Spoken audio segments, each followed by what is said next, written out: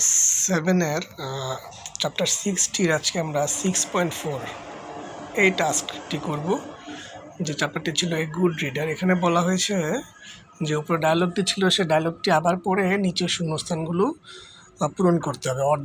বাক্যের অর্ধেক দেওয়া আছে, বাকি অর্ধেক লিখে পূরণ করতে হবে। চলো আমরা শুরু করি। প্রথম যে বাক্যটি রয়েছে A number, Rodoshi and Kanko are talking about, অর্থাৎ রোদসি এবং কাঙ্কো কথা বলছে। কী নিয়ে কথা বলছে? আমরা প্যাসেজটিতে দেখেছি তারা কথা বলছে অ্যান্টিলোপকে নিয়ে। একটা প্যারাগ্রাফ যেখানে অ্যান্টিলোপ সম্পর্কে কথা বলা আছে। তো এটা আমরা লিখব, Rodoshi and Kanko are talking about antelope. তারপর B number, antelope is a kind of animal that. এখানে বলা হয়েছে অ্যান্টিলোপ এমন একটা প্রাণী, মানে কোন ধরনের প্রাণী? এমন একটা প্রাণী যেটা কী করে আমরা প্যাসেজে দেখেছি। আমরা যদি প্যাসেজ অনুযায়ী যে দেখি তাহলে সেখানে রয়েছে antelope is a kind of animal that is local to many countries, অর্থাৎ এই প্রাণীটা অনেক দেশেরই স্থানীয় একটি প্রাণী। আমরা লিখতে পারি এটা।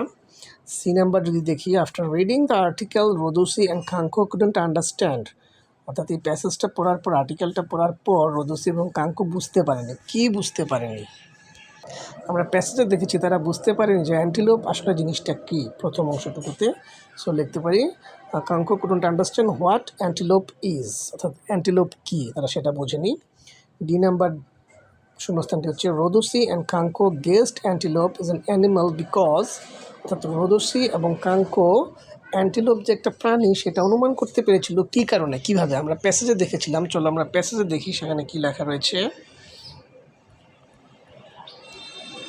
এই যে এখানে রয়েছে, in the second paragraph there is a sentence about its food habit, its food so it will be an animal. তারা সেকেন্ড প্যারাগ্রাফ একটা সেন্টেন্স দেখে বুঝেছিল যেখানে তাদের খাদ্যাভ্যাস নিয়ে লেখা রয়েছে। তাই এটা আমরা লিখতে পারি, because in second paragraph there is written its food habit, তাদের খাদ্যাভ্যাস সম্পর্কে লেখা রয়েছে। আচ্ছা, তারপর E number, to find out where antelopes live, অর্থাৎ অ্যান্টিলোপ কোথায় বাস করে এটা বের করতে তারা কি করেছিল। আমরা দেখেছি এটা বের করতে তারা লিভ শব্দটি এই আর্টিকেলটিতে খুঁজেছিল। সো আমরা এটা লিখবো, to find out where antelopes live they searched the word live, তারা লিভ এই শব্দটি খুঁজেছিল।